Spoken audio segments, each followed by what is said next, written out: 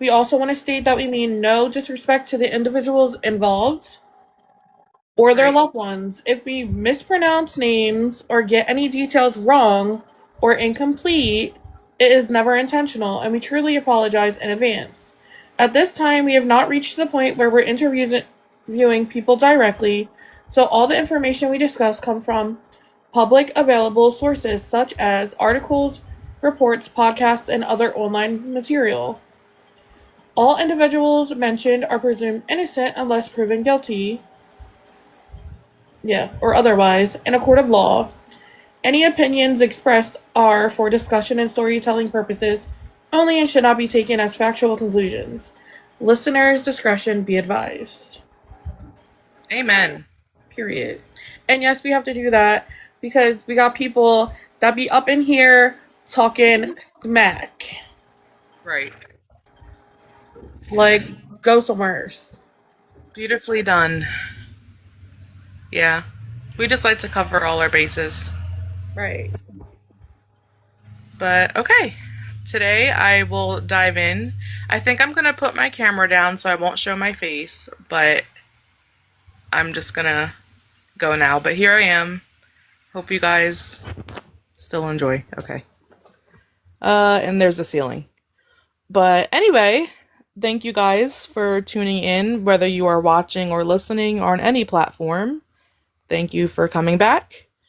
And today I am going to be talking about the case of Tripp Brazeale. Now, Tripp Brazeale was a 15-year-old who is from St. Francis County, Arkansas. Tripp was found hanging in a tree in the woods on November 3rd of 2024. But there's a lot of information, a lot of red flags. There's a lot of info that just doesn't make sense to me personally to why he would end up this way. It don't make sense at all. At all. I do just want to say that a lot of the information that I'm going to be talking about, I did get from Crime Junkies podcast, if anybody is familiar with them. I am going to link this in the YouTube video after we edit this episode and everything. If you guys listening or watching do show like an interest in this case, I think you guys should watch this episode. They actually get information from Tripp's mom. They actually spoke to her. And they get information from a private investigator that Tripp's family had hired. So they have a little more info than, of course, I do. And they have like specifics, such as like distance and times and names. But I mean, I did my best. I just kind of did like a short kind of cut version. But a lot of the information that I did get, I will say, was from that podcast. So shout out to them. It was a great episode, I thought. I'm not familiar with them, but just based off of this episode, I think I will be watching. Listen, if you do not listen to Crime Junkie podcast, you need to. Love them. Favorite podcast. Oh, so you're familiar. I love Crime Junkie. Okay. See, I wasn't familiar with them until I just stumbled upon when trying to type in for info of this case. But episode is so good. Shout out to them. Like I said, I'll link it. But I am just going to be completely honest and say this information I did get from their podcast. Like, I'm not going to try to say it was all me. I did get a lot from them. And obviously, like Ashley says in the beginning, our disclaimer, I'm not a professional. I did not know the family. So what I am saying, I'm just getting from the internet, other podcasts. I cannot tell you if this is 100% true, but just take it how you will. But okay, I will start. So, like I said, Tripp was 15 years old, and this takes place in St. Francis County, Arkansas. So, I will take you to around 1 a.m. in the morning. This is November 2nd of 2024. Basically, Tripp was being chased by police along Route 409 when his four-wheeler had died. Supposedly, I had ran out of gas, and it just died, and he had climbed over a fence and ran into the woods. Tripp's mom, Jennifer, says that her son had called her from his cell phone, but when she got to the scene, he was nowhere to be found. So his mom thinks that he waited it out to walk back to where the four-wheeler was, but the four-wheeler had been seized by police. They towed it away, and she thinks that, I guess due to Tripp not seeing the four-wheeler, that he just kept on going. So like I said, the police did take the ATV, but Tripp's parents eventually did find one boot and his camouflage hoodie that was containing his cell phone and his wallet about a mile away from where he had ran initially from police.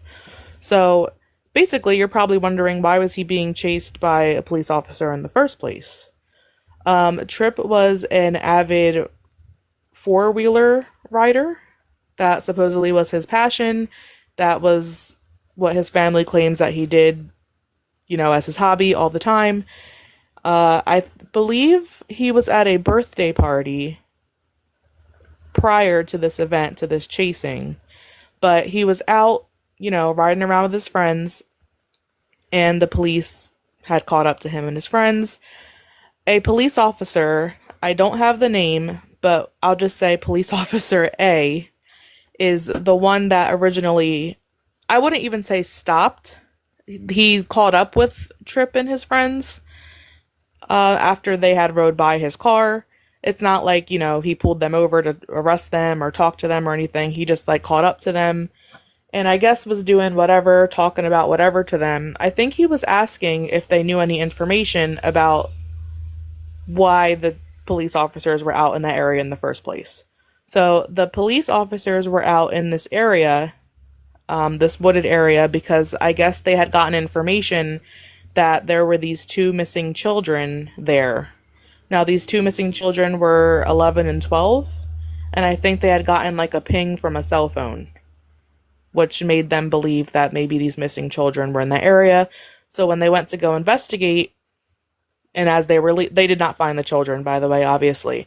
But as they were leaving, Tripp and his friends, I guess, rode by them at very high speeds.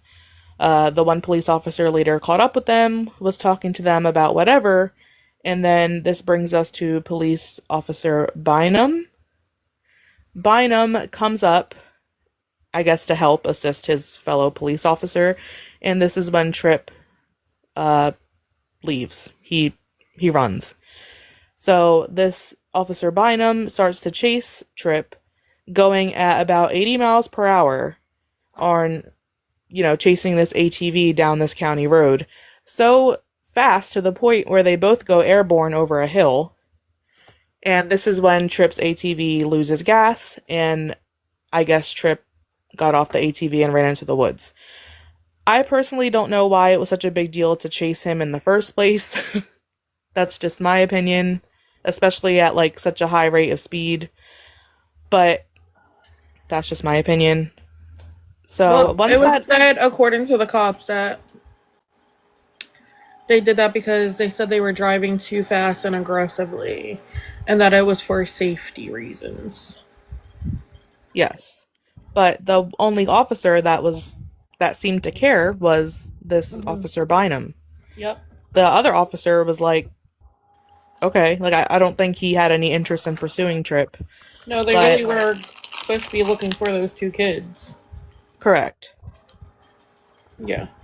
So now the other officer, Officer A, I apologize, I don't know, I forget his name and I don't have that. Officer A catches up with Bynum, and it was Bynum's explaining to him he got off the ATV, he ran in the woods, and he later says something along the point of it's okay, I got him. Don't know what that means, don't know what he's referring to, but he is on body cam saying those words. Also, you can find the body cam in the podcast episode, the Crime Junkie. She plays it all for you. I obviously can't do that right now on TikTok, but you can see the whole body cam footage. Another interesting thing, Ash, I don't know if you knew this, but Officer Bynum had a ride-along person in his car. So basically an aspiring police officer came with him that night to do a ride-along. So that's a whole other witness. And yeah, his name was Preston or something? Yes, correct. His name is Preston. Now, later down the line, I know I'm kind of going all over the place, but down the line, he completely decides to like end his arrangement or whatever with police officers. He actually moves to a whole different town. The Like I said, I mentioned in the beginning how Tripp's family had hired a private investigator. The private investigator did get a hold of Preston and, basically asked him, I guess, what happened, in lack of a better words. And he just tells the private investigator that he can't say too much without getting Officer Bynum in trouble. So therefore, he's been really silent. I think it's also sketchy that he completely just threw away his aspirations of being a police officer and moved to a whole different city. So that's a red flag right there to me. But anyway, okay, so back to we're at the woods with, where's Tripp? Well, supposedly Tripp is in the woods. He calls his mom and he asks his mom, can you come pick me up? He explains about what happened to the ATV, and the mom is like, go turn yourself in. Supposedly, Tripp's dad is a former police officer, or he's involved in uh law enforcement somehow. He was, yeah. Yeah. Oh, and the So, other officer's name is Sergeant Kinney. yes, thank you. Mm. Yes. So I believe, and like I said, I wasn't there, but from the information that I'm getting, I believe his mom was like, hey, go turn yourself in because a former officer that his dad, Tripp's dad, knew was at the scene. So I think she was like, felt comfortable for him to go back there and just turn himself in. But that obviously never happened. So then she gets a really odd text from Tripp, and it's basically a suicide letter, in lack of better words. He's saying, he's really sorry that he messed up. He says that he wishes all of his stuff to go to his brother. He says how good of parents that they were like the best parents ever. And then he just ends it by saying, I'm really sorry. And the mom responds with, I'm on my way. But the mom says that this did not sound like Tripp at all. Like, just the way I guess he had worded the text did not sound like something Tripp would say. So that's also weird. So now the family gets on the scene. They're looking for Tripp. Like I said, Tripp's dad is involved in law enforcement before, so he kind of sets up like this grid to where, everybody's trying to search for Tripp. And he's not found until the next day around 4 p.m., and he's found by a game warden, and he is hanging from a tree, and he is unalive, unfortunately. But what stood out for me is that this game warden says that she had followed like a little trail of what was like crushed up sticks, and that's what led her to his body. That makes me think, like, let's say Tripp did this, or whoever did, that makes me think that they wanted Tripp to be found. I would think, right? Or it But, was like that, so they remembered where they put his right, body. right, correct. But the other thing that's weird about this is, so multiple volunteers came out to look for Tripp. Mm. Like, people from the town, there was multiple police officers, game wardens, all of that.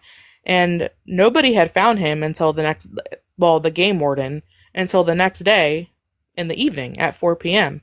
But what was weird is one of the volunteers had suggested to a police officer on scene, supposedly, they said, why don't we check this area out? Which I think was like in like a state park Oh, type area. it was a lady. I think it was their neighbor and her husband. Okay. They said something about checking the area where his body was found. And the cop said, or sheriff, whoever it was, said no, and if they went there, that they would get arrested Correct. because it was already searched. Correct. But it wasn't, Yeah, which is very weird. right. So that's another red flag. The cop says that it was searched. It wasn't, because if it was, you would have found him. And also, we're threatening with arrests now. So that's weird. They really did not want people to go in this area. I just think that that's really odd. and suspicious. But also, what is suspicious is, like I had mentioned before, when the parents had found Tripp's hoodie and the boot and his phone. Well, I'm assuming Tripp was barefoot or shoeless during this. And mind you, there's no flashlight. You're 1, 2, 3 o'clock something in the morning in the woods. I don't know how you're gonna unalive yourself anyway, but let's just say I'm just gonna assume he's shoeless. I think it's really odd that you walked all these miles or all this time through that terrain in the dark when you can't see. The most interesting thing was when his body was found, his feet were not dirty at all. He had socks on, but they weren't dirty at all. Like there was no signs of dirt, debris, anything that would make you think you were walking in the woods. So that's another red flag. So also his family never received the clothes that was on his body when he was found. Yeah, they have the hoodie, the cell phone, and his boots, but they never received the rest of his clothing.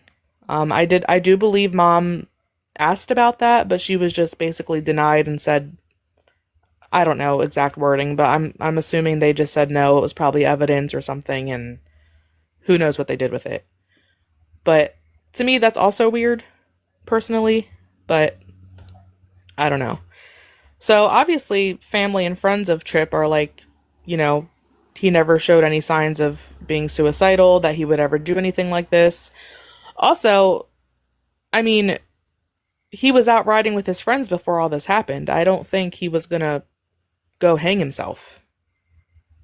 But another thing that I did want to point out is a neighbor had come forward and said that prior to this event, this, whole police chase and the death of Tripp had supposedly drove his ATV in back of her house and was kind of like in a panic and asked, can I hide out here? Because if they find me, they're going to hurt me, or they're going to, I believe he said basically like they're going to unalive me. But he didn't specify to the neighbor who he was talking about. But she did mention that shortly afterwards, a police car did drive by. Now, that could be a coincidence. I'm not saying it was the police, but that's just something interesting to note. So that came above because the parents said got a tip from somebody because it was going around town or something about that the cops or the sheriffs, he has been in trouble with the law, and they were talking about killing him or something Yeah. along Yeah. those lines. Yeah, because his parents definitely did mention that. Like, hey, they weren't claiming he was perfect. I mean, he did get run-ins with the Yeah. law. I believe due to, like, the four-wheeler stuff, I'm sure. Yeah. But, I mean, that would make sense to me why he would run in the first place. He was scared. Right. If this is true, if let's say that he was hiding from the police when he was in back of the neighbor's house, that to me would make sense why he would run in the first place, I guess. Right. Specifically when this Officer Bynum came into the picture. Right. Because like I said, I'm pretty sure that's who the officer was that drove by. yeah. And like you said, I mean, there was the Sergeant Kinney as well there, but Sergeant Kinney he could care less about. Like I said, I wasn't there, but it seemed like he had no interest in following Tripp. It was just Officer Bynum. So, like I said, I think that's really weird. I don't think it was that serious to follow him at 80 miles per hour and do all that dramatic whatever. I don't think it was that serious. Because like I said, they weren't being legally pulled over. It wasn't like a traffic stop. But that's just my opinion. So, and also another thing, sorry, I know I'm kind of going all over the place, but another red flag that was brought up is just a few feet away from where they had found Tripp's body was a deer stand that had a ladder. Now, the obvious assumption is if you wanted to do what you did to yourself, hang yourself, why wouldn't you just climb the ladder of the deer stand and just hang yourself that way? Why would you, now, mind you, supposedly barefoot, why would you just climb another tree? Also, I don't know how personally, you would do this unalive yourself anyway, pitch dark in the woods, with a tree. But the claim is, there was this deer stand with a ladder. Why wouldn't you just climb the deer stand and make it a little bit easier on yourself, I guess? So they thought that was also weird. Supposedly he had used a I don't know, like a strap that they believe that he took from the deer stand to put around his neck and do what he did. But there's no proving that he took that from the deer stand. But I do agree with that. I think if you really did want to unalive yourself, why wouldn't you just climb the deer stand and kind of make it a little easier, I guess?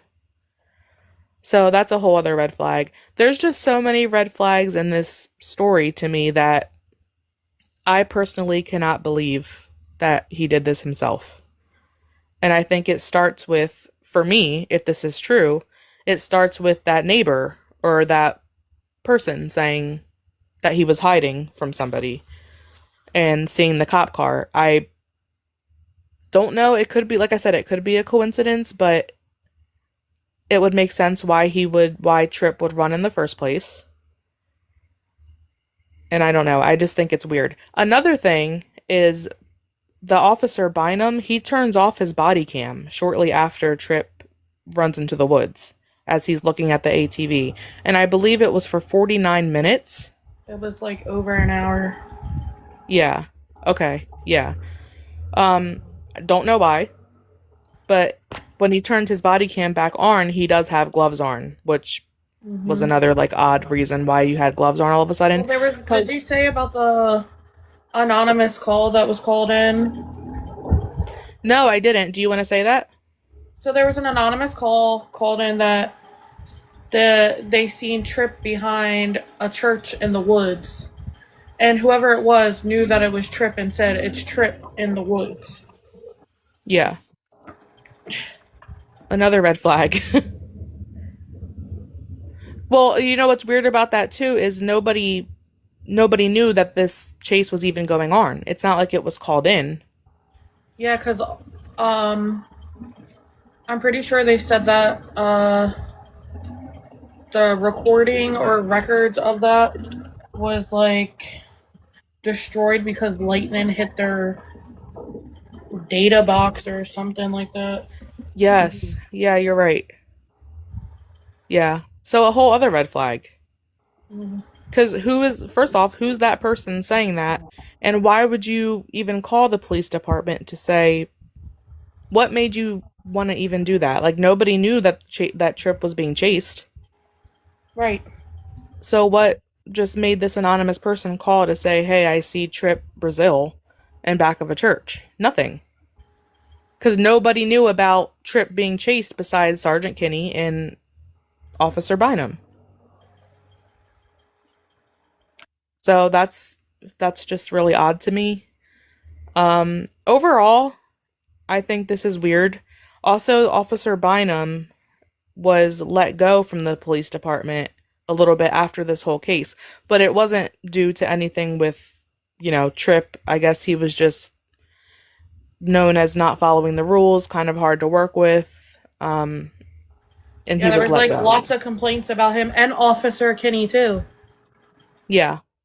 And then whatever one went somewhere is I guess it came around the town about that happening. Wherever he moved to and became a sheriff at or whatever. I forget where it was. And what's it called? I forget the exact location as well, but I don't think it was super far. It was like a neighboring town. Yeah, but they like heard about that or it was brought up. And oh, it was Sheriff May. I don't know who the hell that is. Bynum was rehired at St. Francis and he was just rehired. Yeah, recently. June 2026 after being fired from Marion Police Department. So isn't that crazy? Like, you let him go, he gets another job at another place, and then he gets rehired at the place he was let go. Yeah, because the sheriff or whoever said that he was a good guy. But he was fired because everybody was complaining about him. He wasn't doing his job. He thought he was above the law. Yeah. But they had nothing but good things to say about him, saying that he's a good Christian man and all this stuff.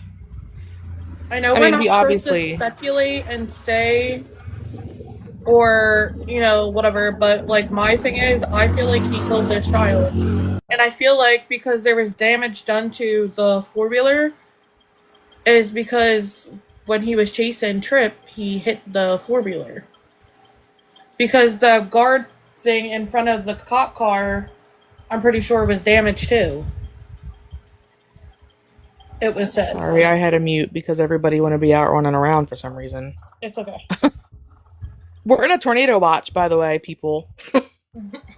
Anybody listening, I am currently in a tornado watch, and there's everybody and their mom just running around revving their engines. They out here like, hell yeah, brother. It still is. Yeah. I thought it was. But, In your neck of the woods. yeah, my county is under a tornado watch. It might be done now, though. But, Yeah, I don't know. Overall, that's really all I have. That's, like I said, there's so much more. Is there anything that you wanted to add, Ash? I mean, there's so much more to this. I just don't have specifics. Like, No, I just know basically what you know too. yeah.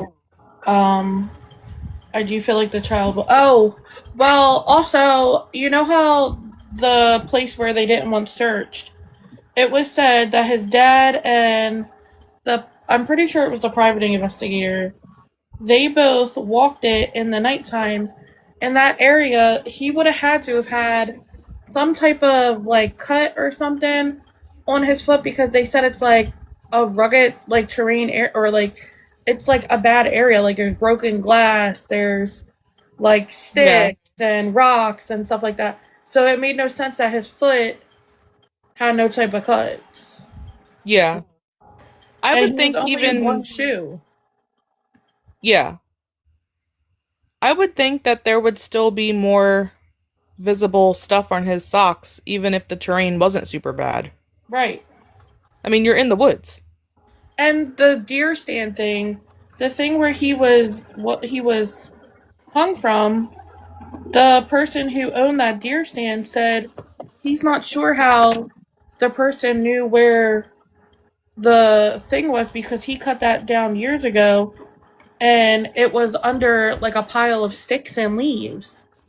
Yes, the strap, right? Yeah. Yeah. So how would you know in pitch darkness where to find a strap? Right. Yeah, you're right. I forgot about that because they did find the owner of that deer stand, and he did say that. And it made no sense that he was hanging from a tree where why didn't he just use the deer stand tree? Yeah, that's what I'm saying. Would have been a whole lot easier. And I don't know how you climb a tree in the darkness barefoot, and then not to be like too graphic, but I don't know how you would do that Right. and put something around your neck and then Right. unalive And yourself by supposedly yourself. the branch wasn't even really because there's like I guess they did a thing where how sturdy and how thick and whatever the branch would have to be.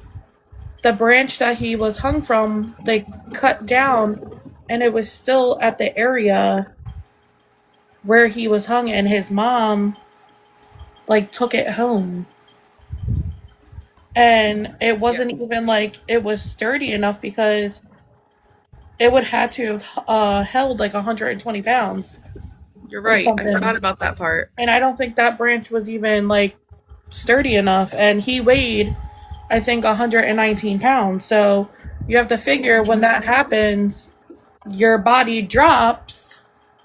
You would And snap. everything. Yeah. It would snap. Right. Yeah. I don't know. So, Yeah, you're right. I forgot. So the mom did take that branch home, and I think they said, correct me if I'm wrong. I don't know if you remember. It was like 2 inches of width, or what am I trying to say? I think it was like 3 3 inches of of thick? width. Is that what I'm Or trying to say? Like, I don't know. How would that be for a tree branch? Maybe the I don't width? know. The I width? don't know. Because it wouldn't be the length. It would be the width. Yeah. Like, so long story short, it's not a big branch. It wasn't a big branch. Not saying that Yeah. it couldn't hold him. It was just like, I guess to them, like, it wasn't really. I don't know how to explain. Sturdy? I guess sturdy because, well, he was, hanging from it, but like, if he would have did that himself, his body would have just, Right. if that makes sense to you. It does. But what doesn't make sense to me is how you climb a tree, you get ready to do the deed. Like, how do you do all that without And falling? that's the thing too. Like, it just didn't make sense. The branch and everything, it doesn't make sense. Um, the walking through that area in the pitch dark where you couldn't see at all, Right. on broken glass and stuff like that, no marks on your feet. Don't make Yeah. sense. That like brings me back to like when we did the Tiffany case and she was walking barefoot. She had no cuts or anything on her feet and she walked in a rugged terrain area. Yep. Miles. Miles. I don't know if you guys remember that, but if you're walking out on rocks or something or sticks or broken glass, come on. Or just dirt. Even if it was just plain dirt. Right. There was no sign of like any dirt on them socks. No, I think there was sign like they were like dirty, but it was just like it wasn't like how it would be if you're walking through like an area like that. Yeah. Yeah. If that makes sense. Yeah. No, it does. And only one boot was missing, like back. Yeah, that's weird too. Yeah. And he only had, I'm pretty sure, had one shoe on. So like it don't make sense at all. And then Preston said, I don't know if you said this, but he talked to, I guess, the private investigator because he didn't want to do like a interview, but he said like he wanted to become law enforcement, but after he moved away, he said after that I wouldn't want to. It's too much. Right. Yeah, I do remember Because that he part. saw something that shouldn't have happened. Right. Yeah. Even though in the video, I'm pretty sure you hear Preston in the background in the cam footage saying something about you got him or something. Yeah, I don't remember that specifically. Well, I remember the officer saying I got him. Preston says something in the background too, and he does ask if his cam's on. And then after that, You're right. a little bit after that, the cam goes off. You're right. That's And then they figured out why. Like, if you listen to this, there's like the time things. Like, this happened, like, 1:44, something like that in the morning. Something about that timing with the text messages from Tripp to his parents and then whatever. When Crime Junkie was doing their research and everything like that, Ashley, yes, her name's Ashley. She was sitting there thinking and was like, wasn't understanding. And then she looked up November, I think, what was it, November 3rd or November 8th? I believe it was the 2nd. The 3rd is when he was found the next day. The time change happened. Yes. So they were like wondering like about the whole hour thing or whatever, how it happened, and then like an hour because the time happened. So it was like daylight savings. Yeah. Yeah. Yeah.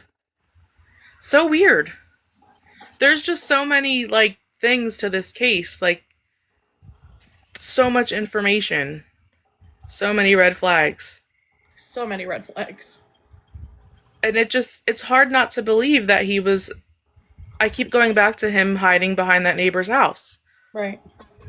It would make sense why he would run from the police in the first place, why he would run in the woods. That, I don't know. I don't know. It's really odd. And then you have that Preston, who was in the ride along that night, completely just moves towns. Right. And And then wanted to be a police officer was so bad, and then after yeah, didn't want to be. because you could see him on the body cam footage say like, "Oh, I want to do this shit" or something like that. He says something like he was like hyped up, like Yeah. excited. I think it was because of the high speed chase, Mhm.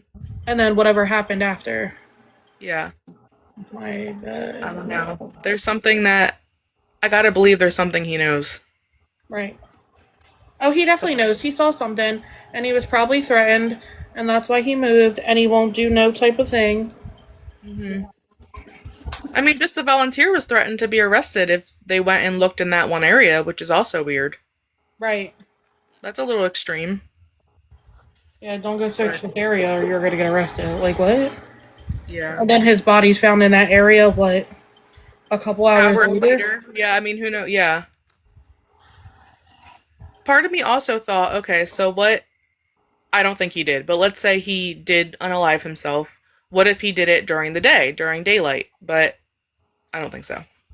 No, but also there was his doctor who wrote a letter Correct. saying that he showed no signs of mental health issues, that he was like happy about what was going on in his life. He was working, he did homeschooling Mhm. and riding and stuff like that. Like he wasn't You're they right. weren't worried about any type of mental health issues or anything about him ending his life. Which Yeah. I know people are gonna be like, oh well, you can be smiling and still be sad inside, but I don't think this child, 15-year-old child, ended his life. I don't either. I don't either. Um, and we'll never know, Right. unfortunately. But now, my personal opinion is no, I don't believe he did this to himself. Now, whether it was a police officer or not, I think somebody else did this to him, So I mean, but I don't think it was him. I think it was the police. It makes sense. I don't care what And there's nobody probably, says. Everybody knows there's bad police officers out there. I'm not saying they're all bad, but there's ones out there that think they're above the law and they could do whatever they want to do and get away with it. yeah.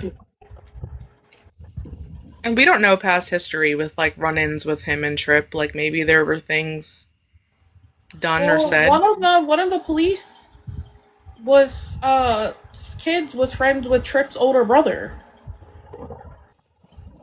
One of Yeah, the I remember that in whatever. the episode. Yeah. Well, mind you, it's a small town. And Tripp's dad trained one of them Yeah. before he retired. But now his Yeah. dad's running for sheriff, Yep. and so is the investigator because he's an Love that. ex. Yeah, so I love that. Love that for them. Yeah, and I think this year is the election. I think, um, yeah, this year we'll see if he gets elected, but And I hope he does. I hope so too. And I'm gonna pray he does Yeah. because nobody deserves to lose their child. 15 years old, I just don't know why why would you Or- hate him so much to do that? I don't know. I don't know. I can't even give you an answer. Why were you chasing him? Like, that was dramatic. Your sergeant's like chilling.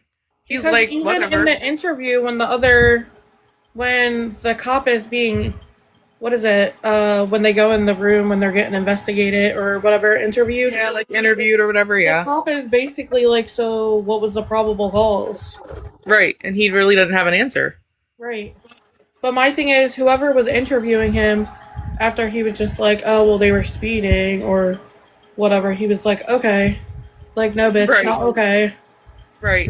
Like, he did something wrong. The kids were out riding their bikes. Like, I'd rather these kids be out riding their dirt bikes and four-wheelers instead of freaking out here shooting guns and robbing people and doing drugs and bullshit. Like, come on. Yeah. Yeah. But if you guys watch that podcast, you'll see the body cam footage and audio and all that. Right. And just the shutting your body camera off for a whole hour That's is weird. weird. And then when you turn them back on, you got latex gloves on. Yeah, okay, so people could think, oh, well, it's because he was touching the bike. Well, he was touching the bike before. I got restricted. Alright guys, remember, don't be sad bitches, be bad bitches. Hey, thank you for watching, listening. Thank you. Bye.